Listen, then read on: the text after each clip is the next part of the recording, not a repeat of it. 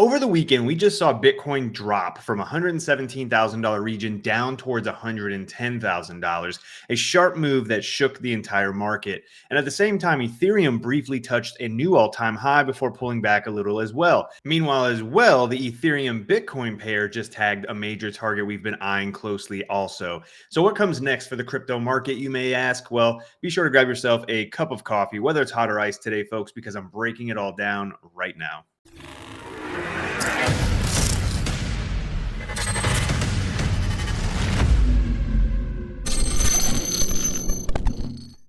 So, folks, ever since the $74,000 tariff wars woes, we've had a pretty aggressive uptrend continue here for Bitcoin, right? So we've put in substantial higher highs, higher lows, higher highs, potentially coming down for what is, again, a higher low here, right? So I do have some key areas marked off here, which are very, very key regions I do believe that we should keep in mind for the foreseeable future here, right? So one of which for this month at least, which this month is coming to a close in just a few more days, is our monthly open, which you've heard me talk about and touch on multiple times, basically the whole entirety of this month, is the region I'd like to see us get above to really get any more continued upside, right? We did see that briefly over here on Friday of last week, but yet we gave it right back up and since then have come back down and actually taken these lows. So in a sense of just getting out the way, what two regions I'd be eyeballing really if we started to lose these levels here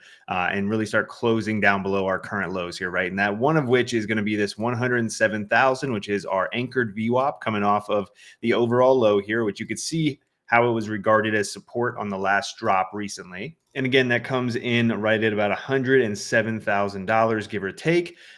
Other than that, the other major area that I'm looking to potentially in the next 6 months here that we just have to be aware that it's likely to come back to is a high time frame average of price. It is the untapped quarterly and untapped 6-month pivot. Now, again, folks, that is the untapped average, which is likely to be met in the following session. Okay, so that exact level is actually two averages stacked on one.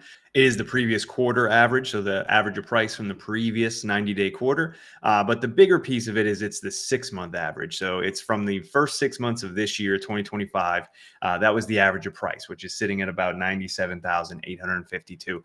Now, when I say that it's likely to come back in the following session, you can break that down into any time frame, right? So each day we have a new daily pivot, and that is just the average of price from the previous day, likely to be met in the following day. We have one for the previous week, likely to be met in the following week, so on and so forth, right? So when we have one that's this big, which is for a 6-month period, by no means is it a guarantee you have to hit it in that next 6 months, but it is likely, right? So when you're building out your, for me personally, when I'm looking for my, big long-term purchase areas, my big red day targets, right? Especially when we've seen price action pushing up to 124,000, I look to, key areas and start mapping out where I'd like to see price come down to for a sizable deployment, right? If I'm looking at deploying new capital, whether it's into altcoins when Bitcoin reaches these key supports, or if it's into Bitcoin itself, right? Now, again, there's no guarantee that we do see that in the next few months here, but that would be a big area that I'd have to determine if that's going to be somewhere I'd like to be getting involved with in the market at that point, right? Comparatively to the highs that we've just seen. So now that we've gotten those out of the way, the two downside targets at the moment, right? The really big ones, at least. That's, I feel like, on a higher time frame here, if we're going to start to really start coming back down, these two would be the ones I'd eye as the next major supports. Now, without looking for more deeper correction at the moment, what am I looking for? Well, I want to go back to that JT Shark, right? So I call this the JT Shark. This is a bearish setup here that was pointed out in the Traders Club while I was actually away by a couple of the other members, and their names were Jaws and T-Bone. So it's the JT Shark, right? They nailed this one really. And what this was is that, again, this is a bearish setup here where we take the lows, you take the highs. This was actually, really, really good one because, of course, you took out the all-time high, which gets everybody really, really excited at the time. And then the second you close back down below that, basically sets up your, you just basically took out the highs. You get that liquidity sweep. You've got breakout traders coming in here with new longs and all that good stuff, only to get everybody wiped out here, right? So we actually have effectively come back down and taken the lows yet again. This specific pattern has three major targets, all right? One of which being the 0.5 fib, which we got to pretty quickly. back tested it there, covered this, over the last few weeks. The next two targets are the 886, right, which was 113,000. And then the last one here is actually 110,190, give or take. So I've got this on the daily time frame here, and effectively, I mean, you could, without pinching hairs here, without getting extremely technical, as we came down to 110,500. So we front ran the exact, 113 here by about $300 or $400, depending on which exchange. This is on Bybit. Haven't looked at other exchanges at the moment. And while this could very well be our low before we actually run it back up, the only thing I would state here is that just because we did front run it, and just because we front ran it on a weekend, meaning that now this is going to be our weekly low, and the one of the the biggest trade setups I look for each and every week is to sweep the previous week low and go, or your previous day low and go. You just sweep the low and go, right? It's usually my little saying. That is one thing I'll be looking for as we enter this week, is come back down, effectively, truly meet that target right here. All right. And then look for that long entry. And really at this point now, I would anticipate us to run it back up to the all-time highs, assuming that we hold at this region. Okay. Again, this is the overall setup that I've been tracking for quite a bit of time here. Could this have been the high? Absolutely could, of course. This is relatively close. Again, this is a September time frame. This was August. We're coming into 125,000, where I was looking at 130-ish. So you're talking a $5,000 discrepancy, give or take, a month of time frame discrepancy, give or take. So we're definitely in that end zone, essentially. So definitely a time to be a little aware of this, because realistically, this is a sizable bearish setup at the end of this as well. So I am, really heavily tracking this, but still currently, I don't see a reason why we wouldn't still see that move continuing up towards the upside. Maybe from where we just came down to that 110,500, or if we sweep that low yet again and get that nice entry, which is one I will be personally looking for. And looking to take it up to about 130, and I still foresee, that being in the next month here. And as you'll note, I only have really two specific areas mapped out on this chart. It's for a very specific reason, right? So I'll be covering this a little bit more in detail as we continue. Obviously, I've covered it in the Traders Club pretty much on detail as well. But just that's the two areas I'm really concerned with, is this 132 to 140, really, and then realistically the lower zone here about $97,000. But the overall idea here is that we should see a continuation up to this region above. But the next sizable Bitcoin correction, I do believe, is going to come from this region, right? So when we're talking about 30 and 40% pullbacks, potentially for a few months at a time, similar to what we saw back here as well, right? Where you get a long drawn out sideways and down, long drawn out sideways and down.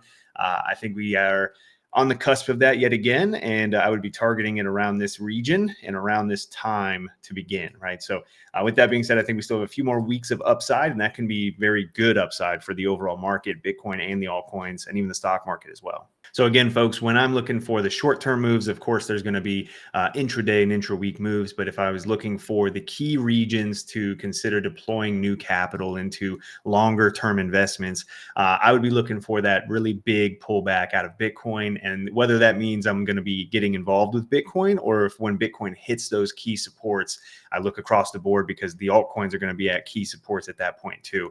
And that's when we get those really big 30 and 40, 50% pullbacks that allow for some really incredible entries. It takes time and patience to get there. And obviously it's usually pretty fearful, pretty scary when those times come. If you're strategizing ahead of time when those numbers come, it's going to be scary regardless. It's always going to make you feel like you got punched in the gut, but it's definitely important, I think, that at least to me, to have those areas mapped out. And for Bitcoin, it is that $97,852 level. I still think we get a little bit of a rise to the upside before we see it. But if I'm looking for an area to consider for new long-term investments, I'm looking for Bitcoin to come back down to that region there. And that's when I'd look to deploy some sizable new capital. Of course, I have to gauge the market at that time and see it's not just a blindly, buy time, but that's how to be treating it once we get there. And speaking of long-term outlooks, one thing I personally have been doing for the last few years is holding part of my crypto in a crypto IRA via iTrust Capital. For me, it's about having the retirement structure in place, the same as you do with stocks or a 401k, but with crypto exposure.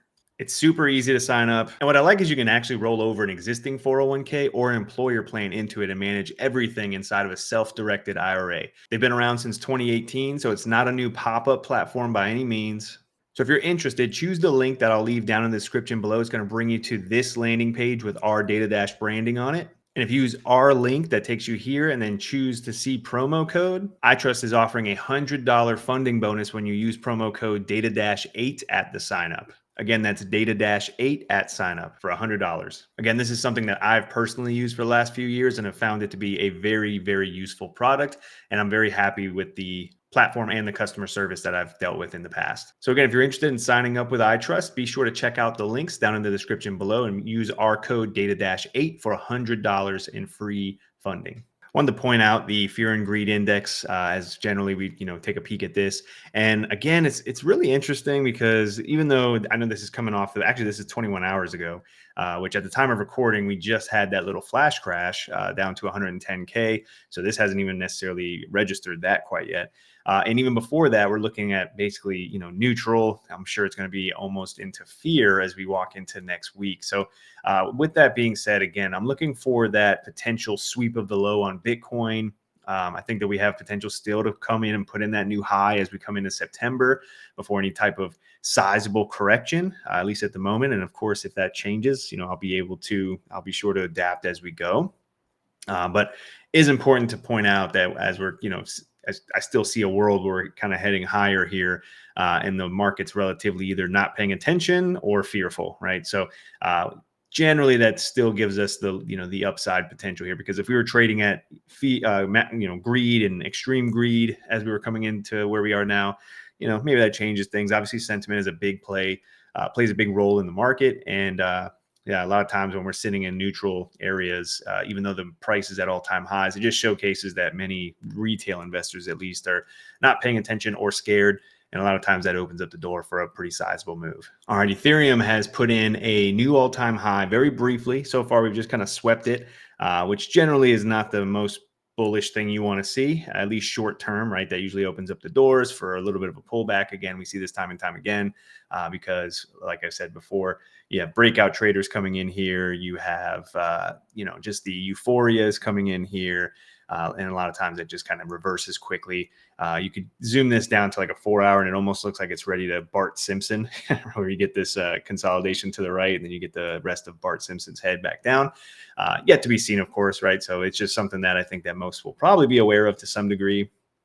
But realistically, if we get that move out of Bitcoin that I'm looking for, where we just come back down, we sweep that $110,000 area.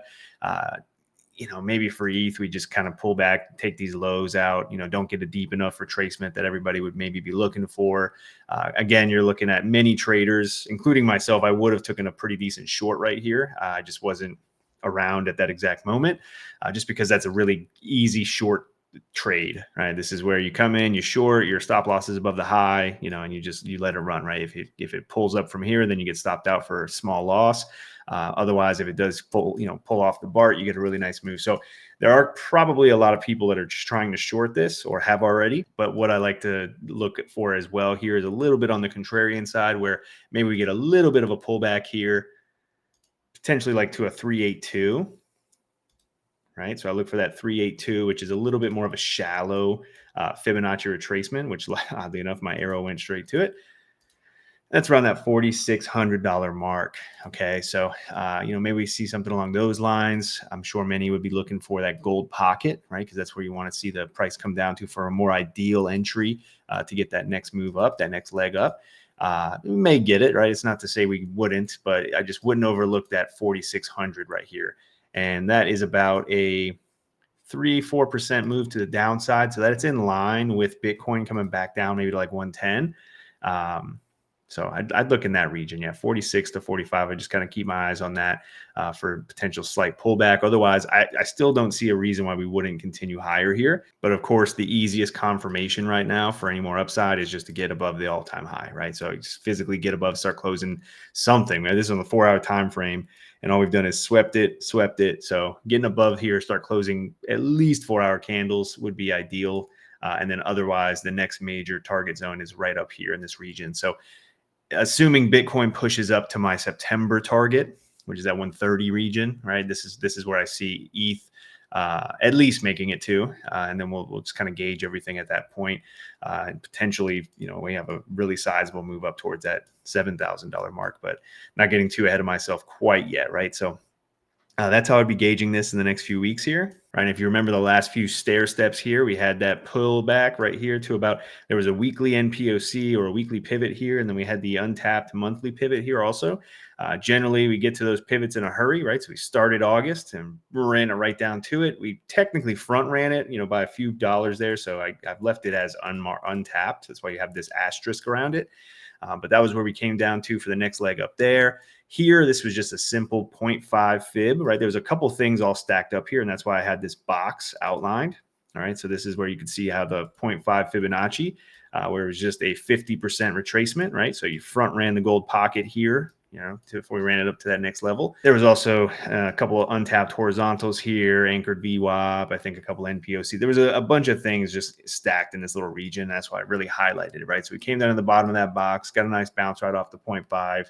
High or low right here, and then we just blasted through. I bring that up because in the same sense, you could see something along those lines here before we get that full-on break of the high, right? So with Bitcoin, with stocks, I mean, we struggle at the all-time highs a lot of times, the first or second attempt to get through it. And then, you get that really nice little jet fuel to come back for it. So we front ran it over here. We tagged it here. We really tagged it here. I do imagine on the next attempt, we'd have a nice break. Update on Bitcoin dominance while we're here, true blue breakdown, which is great to see for altcoins. A lot of this is coming from Ethereum, the strength in Ethereum right now, obviously. But yeah, this coming down generally equals, good things for your altcoin bags, right? So still looking at a pretty, nice little downtrend here. The only thing to be aware of is, bounces back up.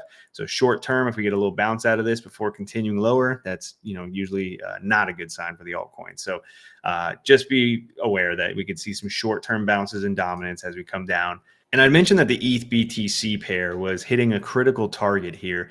And this is something that, once again, I've been tracking this setup. This is a very bullish reversal that took 6 years to print and then start unfolding. And generally speaking, the overall targets that I was looking for, I didn't anticipate for about a year and a half to get to, right, which is all the way up here. Not to say that we got to this one. So the main targets of this setup, by the way, is this 382 region and then the gold pocket. After that, it's the C point all the way back up here. Not to say we got to this in a hurry, because this technically has taken like 5 months, just about, right? So you're talking April into August, 4 or 5 months. Yeah, and it's pretty much just been a straight up move here. So another just thing to be aware of here, short term, is of a pullback in the ETH over BTC. So meaning that, we may see we may see Bitcoin kind of pull up a little bit, and maybe Ethereum cools down a bit, right? So a little hard to gauge at the moment with, ETH basically trading right at the all-time high, Bitcoin, pretty much trending sideways. So I'm going to keep an eye on this one. More than anything, it's just something to kind of keep in mind if we do start hitting some really key areas on, like if ETH just pushed it through to like $5,600 in the next coming days, and then we're sitting at this 382 level, just be aware that that's like a major area where we're likely to hit our head and get a cool down at, right? So things don't go straight up, and that's just something to be aware of. So, but yeah, overall, very impressive move right out of the completion zone as anticipated on ETH. We had a $1,400 ETH back here, $5,000 ETH right here. What's going to be the ETH price when we push up to this level is the question, right? And let's just take a last look here at altcoin market. So the total 2 market, which is something I've covered for a while as well, has had this cup and handle pattern, which is a very bullish pattern, generally leads to a sizable breakout. There's 2 ways you could view this. I go off of the older style textbook cup and handle here, where the handle is this descending channel. We came right into key support at the gold pocket, and then you look for the bounce ahead of time. Others will wait until we get all the way back up to the highs here, right? And generally it's a nice rounded bottom here. You get a smaller rounded formation here, and then you look for the breakout at this region before you anticipate a continuation to the upside. So for me, I like to, get more involved and more bullish down in these regions versus trying to get excited and interested at the high. Again, this is $1,400 Ethereum versus $5,000 Ethereum. But ultimately, I do agree that, flipping this region at this point will give us that continuation that we're looking for to the upside in the altcoins, right? So this is, again, altcoin moves. Maybe is this something where we just see a few months up, get a cool down before we continue it up? It's not something I anticipate to happen overnight, that we just push up to these areas here. So in the thoughts of Bitcoin even pushing up to maybe like 130, getting a brief pullback for a few months and then continuing up, that's still very much in line here. We could also see Bitcoin cool off and pull back a little while the altcoins continue to run for another few weeks, right? So we're in that position now where ETH and the altcoins are really getting the rotation of funding. So things will kind of shift here a little bit, but yeah, I really want to see this flip for more upside to for the altcoin market. It's going to be a good sign for everybody. So as we head into another big week for crypto, just remember that it's not always about trading the short-term moves. It's also about building the long-term strategies. And that's why I personally use iTrust Capital for my crypto IRA. And if you'd like to explore it more yourself, you can find the link with our promo code down below. And if you're looking for daily setups, deeper analysis, and direct community access, be sure to check out the Traders Club Discord over at datadashpro.com. Thank you all so much for tuning in. As always, I'll see you all in the next video. And until then, everybody, cheers.